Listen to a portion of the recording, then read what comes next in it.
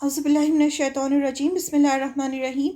نجران کا وفد، یہ نجران یمن میں ہے، یمن کے پاس ہے، اور یہ جب ڈیلیگیشن آیا تھا تب سورہ آل عمران نازل ہوئی تھی، اس لیے اسے ہمیں بہت دھیان سے پڑھنا ہے۔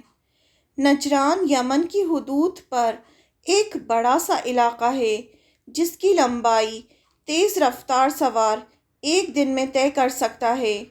یہ 73 بستیوں پر مشتمل تھا اور اس میں 1,20,000 جنگی جوان تھے جو سب کے سب عیسائی تھے۔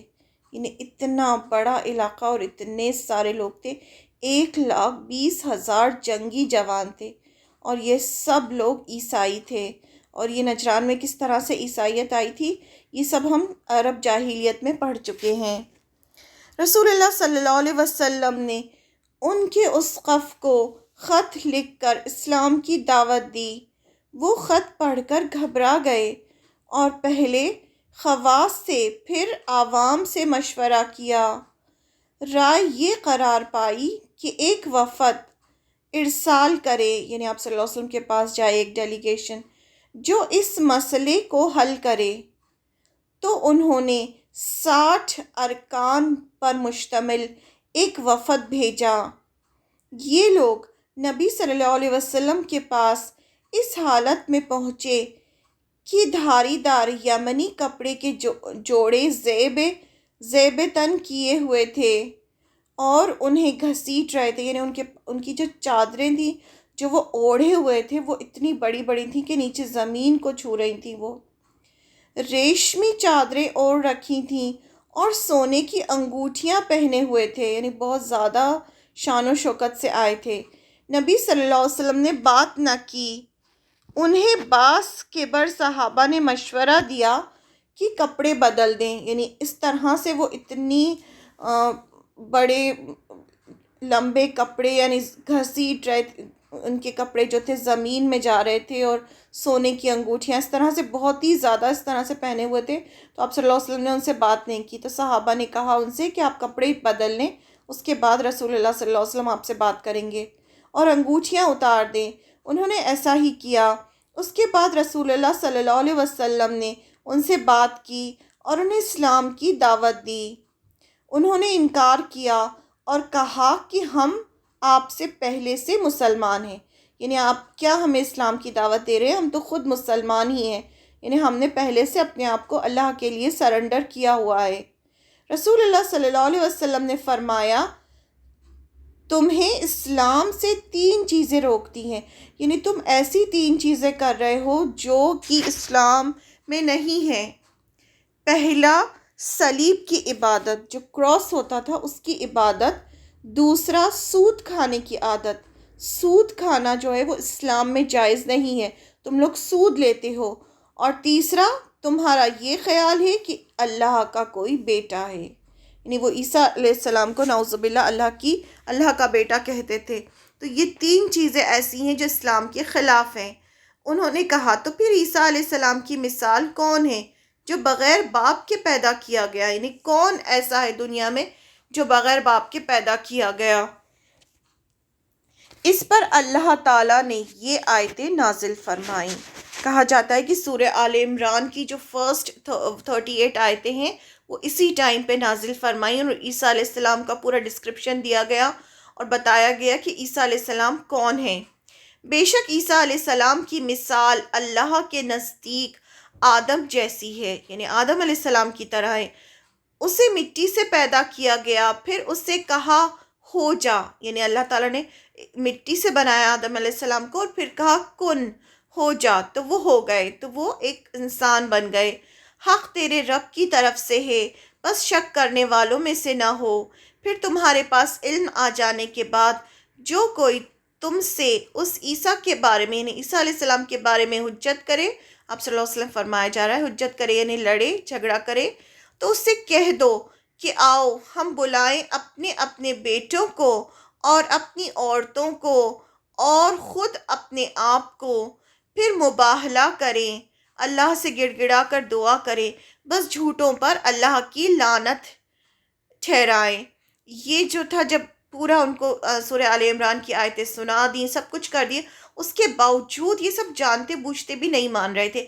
جو انہوں نے باتیں کہیں وہ سب کا جواب اللہ تعالیٰ نے سورہ آل عمران میں ان لوگوں کو دیا، اس کے بعد بھی یہ نہیں مانے، تو پھر اللہ تعالیٰ نے آیت مباہلہ اتاری، یعنی یہ تھا کہ تم اپنے سارے لوگوں کو لے کر آؤ، ہم بھی اپنے گھر والوں کو لے کر آئیں گے، اور ہم اللہ سے دعا کریں گے کہ ہم میں سے جو جھوٹا ہے اس پر اللہ کی لعنت ہو۔ تو اس طرح سے فیصلہ کیا جاتا تھا۔ تو آپ صلی اللہ علیہ وسلم حضرت علی، حضرت فاطمہ، حضرت حسن، حضرت حسین سب کو لے کر آئے میدان میں، لیکن یہ لوگ آئے ہی نہیں۔ رسول اللہ صلی اللہ علیہ وسلم نے یہ آیتیں ان پر تلاوت کی اور انہیں مباہلہ کی دعوت دی۔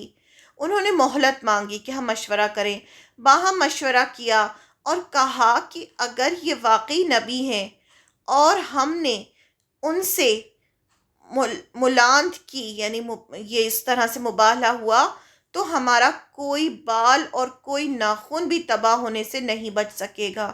یعنی اگر انہوں نے آپس میں مشورہ کیا کہ یہ واقعی اگر سچے نبی ہیں تو پھر ہم میں سے کوئی نہیں بچے گا اور اللہ کا عذاب ہم پر آئے گا، تو وہ جزیہ دینے پر راضی ہو گئے۔ انہوں نے کہا کہ ٹھیک ہے، ہم مباہلہ تو نہیں کریں گے لیکن ہم آپ کو جزیہ دیں گے۔ جزیہ ایک طرح کا ٹیکس ہوتا تھا۔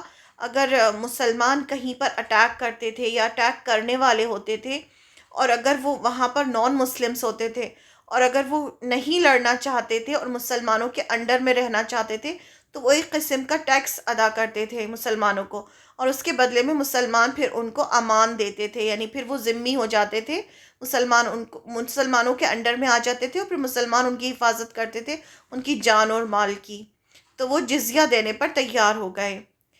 1000 جوڑا سفر میں اور 1000 جوڑا رجب میں اور ہر جوڑے کے ساتھ 1 اقیہ چاندی یعنی 40 درہم اور اپنے ان کے لیے ذمہ، امان اور دین کی آزادی منظور فرمائی۔ یعنی ہم ذمی بن کے رہیں گے، ہم آپ کے انڈر میں رہیں گے ذمی بن کر، ایسے لوگوں کو ذمی کہا جاتا تھا، اور آپ ہمیں امان دیں اور دین کی آزادی دیں۔ یعنی پھر وہ یہ مسلمان نہیں ہوتے تھے، وہ اپنے دین پر ہی رہتے تھے، لیکن وہ اپنے آپ کو جزیہ دے کر اس طرح سے اپنے آپ کو پروٹیکٹ کرتے تھے۔ پھر انہوں نے کہا کہ ہمارے ساتھ امانت دار آدمی بھیج دیں، یعنی کوئی ایک ایسا آدمی بھیج دیں جو امانت دار ہو۔ آپ صلی اللہ علیہ وسلم نے ابو عبیدہ عامر بن جراح رضی اللہ عنہ کو روانہ فرمایا، اور یہیں سے ان کا لقب امین الامت پڑ گیا۔ یعنی آپ صلی اللہ علیہ وسلم، یہ اس میں بہت شارٹ میں دیا ہے، آپ صلی اللہ علیہ وسلم نے کہا تھا کل میں ایک امین جو ہوگا امت کا اس کو روانہ کروں گا، تو ہر ایک صحابی کو لگ رہا تھا شاید آپ ان کا نام لیں گے، اور سب صحابی جتنے بھی تھے ان میں بہت زیادہ یہ تھا کہ آپ کس کا نام لیتے ہیں، تو آپ صلی اللہ علیہ وسلم نے ابو عبیدہ بن جراح جو تھے ان کا نام لیا، اور پھر تبھی سے ان کا لقب جو تھا وہ امین الامت پڑ گیا۔ نجران واپسی کے دوران وفد کے 2 آدمی مسلمان ہو گئے، لیکن جو ان کا پورا ڈیلیگیشن تھا اس میں سے جو 2 آدمی تھے ان کو آپ صلی اللہ علیہ وسلم کی بات بہت صحیح لگی اور وہ مسلمان ہو گئے۔ پھر ان میں اسلام پھیلتا گیا یہاں تک کہ سب کے سب مسلمان ہو گئے۔ یعنی دھیرے دھیرے وہ سن کے تو چلے گئے تھے، ایسا ہوتا ہے نا جب ہم کبھی کسی کو ایک دم ڈائریکٹ اسلام کی دعوت دیتے ہیں تو اس ٹائم اسے سمجھ میں نہیں آتا، یا اس ٹائم وہ ایک دم سے قبول نہیں کرنا چاہتا، لیکن وہ بات جو ہوتی ہے وہ اس کے اندر چلی جاتی ہے، اور جب چلی جاتی ہے اور پھر وہ بعد میں جا کے اس کے بارے میں سوچتا ہے، کیونکہ عیسیٰ علیہ السلام کے بارے میں ایک ایک چیز اللہ تعالیٰ نے بتائی، ان کے جو عقیدے تھے ان کو کلیئر کیا کہ نہیں ایسا نہیں ہے، ایسا نہیں ہے، تو ان کو سمجھ میں تو آ گئی تھی بات، لیکن اس ٹائم انہوں نے اس کو قبول نہیں کیا، لیکن بعد میں جا کے سب مسلمان ہو گئے۔